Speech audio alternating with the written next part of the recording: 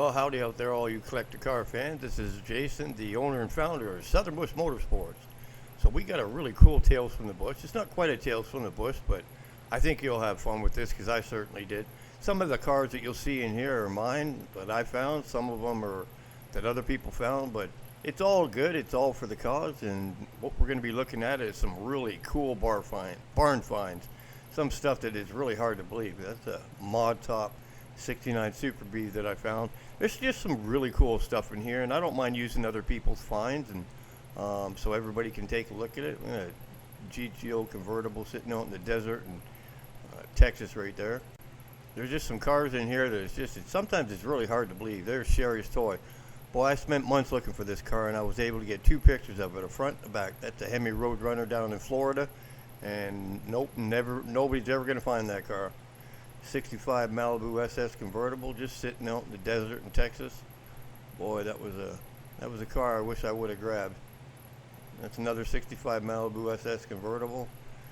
The one beside it, the Torino GT convertible. God, I wish I would have grabbed those cars. I'm so stupid sometimes. I just couldn't take everything with me. Barracuda, that was sitting way up north, way up top of Nebraska. Boy, that thing was, whoo, but look how solid it is. They didn't use salt on the roads up there. That's the front end of Sherry's toy. Well, I got that picture over the fence and I got run off like you wouldn't believe. I reached my camera over the fence and boy, they didn't like that too much. I guess I wasn't the only one that had ever been out there. That's a Hemi Charger right there. I know it doesn't say Hemi on the front. I don't know if the fender had been changed, but I found that car myself. That was a Hemi Charger. There's a Superbird just sitting in the dirt like that. You know, that car's been sitting there a long time. Look at how far down it's buried. You know, it's tough being able to keep on doing this. It's been a struggle, you know, coming out of retirement to be able to share this with everyone. Anything you can do to help the Patreon page and contributing to the channel or the super likes is all very much appreciated. I don't even know what that thing was. I know that I found that one up in Pennsylvania. I think it's Cordova or something like that. A big old land yacht just sitting out there in the woods. It's another one from the same place. It's a GTO, I believe, or a Le Mans. It's just a shame when years of seeing this stuff and the abuse. They told me I'd never get a picture of that car. 78 Arcuda with less than 800 miles on it. Brother said I don't care about the car. I hated my brother, and boy, he sent some dogs on after me. I think this is also up in Pennsylvania. A bunch of Challengers sitting beside each other. Yeah, it took a lot of risk doing what I was doing.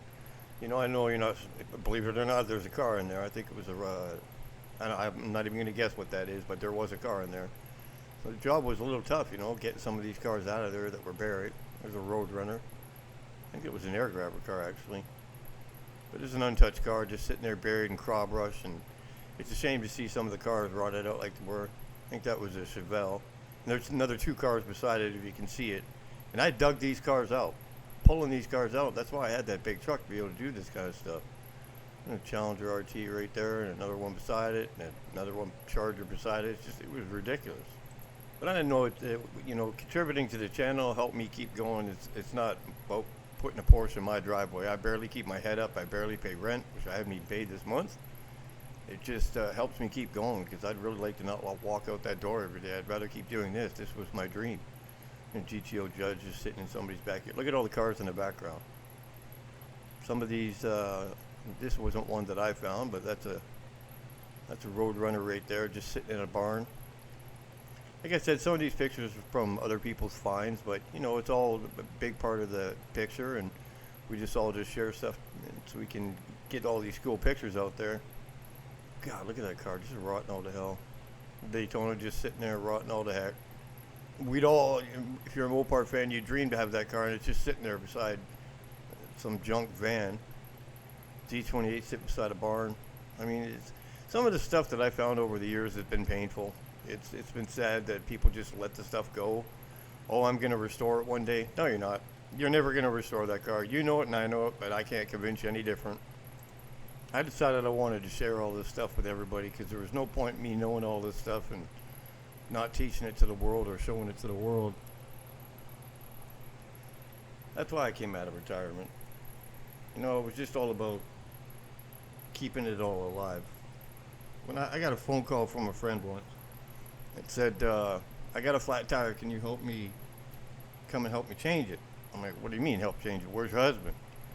well, my husband doesn't know how to change a tire. And I'm like, he's like 40 years old. He doesn't know how to change a tire? No, he doesn't know how to change a tire. All right, so I called one of my guys. I said, go over there and change the tire. And he's like, okay, sir, I'm on my way. And then they called me back like 5 minutes later and said, oh, he found somebody that had a garage door open that said he knew how to change a tire. You know how scary that was for me? This guy's 40 years old. He's dating my ex-wife, whatever it was, and didn't know how to change a tire. There was a guy on TikTok, an old man, wasn't trying to gain fame. He just wanted to teach the younger generation about stuff that they probably didn't learn from their parents growing up in this new generation. So he started doing TikToks about changing tires and about, changing an oil filter and how to change an air filter in a house. And the guy became viral. I mean, it was just sad. I mean, I loved he came viral, but it was just sad because he was just trying to teach the next generation basic stuff. And that's scary.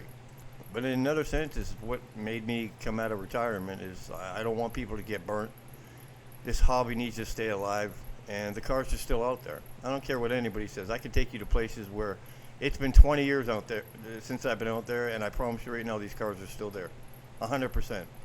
Do I know where all the cars are that I found? Absolutely, I know where they're all found. Am I going to tell everyone? No, I don't.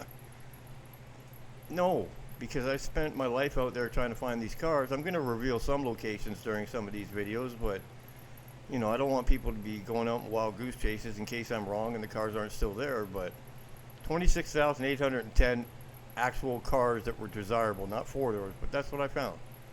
I documented all of it. 26,810 cars. I know where they are, and they're still out there. So, just keep going. Take your kid out for a weekend and grab a map and just go. And, don't look for that car that's parked down on the side of the road. If you see a 69 Charger or whatever sitting on the side of the road close to the main road, don't stop and ask about that car, because that person's put that car there because they want people to stop and ask about the car so they can say no. What you want to do is you want to find those, you're driving out in the country with the kid or by yourself or with your wife or whatever, having a nice weekend trip, and you see that barn in the background there, and look for the telltale signs. Engines on the ground, parts on the ground. Maybe the person might be a collector, and drive around, do some investigation, have some binoculars with you. Cars like this right here, just sitting out there. You can see them if you got binoculars. Another way I found a lot of cars is go on Google Earth and just pick a location and start looking around and stuff. You can see them from Google Earth. I found a ton of locations from Google Earth. There's ways to find these cars. I just want this hobby to stay alive because, I lived a hard life doing this. It took a lot out of me. I'm sick now, but, I loved what I did. I don't complain about anything. I had an incredible career finding cars like this. Just puffed up against a tree. 71, Guild fender. That was a 340 car, but sitting up against a tree. They're still out there. Actually, that looks like a diorama. I don't know where I got that picture from. But at the end of the day, the cars are still out there. And, it's just a matter of going out there and trying to find them.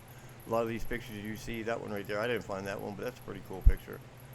These barn finds, these cars they're still out there. I don't care what anybody says, they're still out there. I did this for a living for 20 plus years, and yeah, it was a long time ago, but these cars are still out there because people don't want to go through the trouble to move them. Look at that bad boy. And just sitting there. So shameful, but it is what it is. That was part of the job, and that's what I did. Oh, there's my dream car right there, Shelby. I don't even care what that looks like. I'm pulling that bad boy out. But just keep in mind, if you go out there and you find yourself a barn find, you got to keep a lot of things in mind. One, you got to restore it. Two, you got to find somebody to restore it if you don't know how to do it. Three, you got to have a little bit of money in your pocket to get all this stuff going. But at the end of the day, when you find these old cars, that's a Hemi Daytona right there. Bits and pieces sitting in a garage. I found that car. It's worth it. It's worth the trouble. At the end of the day, it's worth the trouble. Not only do you have an investment, like buying real estate, but you have a solid investment to be able to pass down, and once it's done, it's done. 340, 71 340 converter. Now that field was cut because the property was being sold, and they didn't know that car was out there. There you got a Shelby sitting right there in a garage, bits and pieces, somebody working on it. Is it worth going out and finding these cars? Heck yeah. Is it worth saving them? Oh boy, you bet it is. They're an investment, and it takes a lot of work and a lot of commitment, but it's worth it. See that right there? That's a 383, 4-speed, 4-barrel Barracuda. Even Jay Leno wanted that car right there. That's an Australian, I think that was a Charger, an Australian Charger.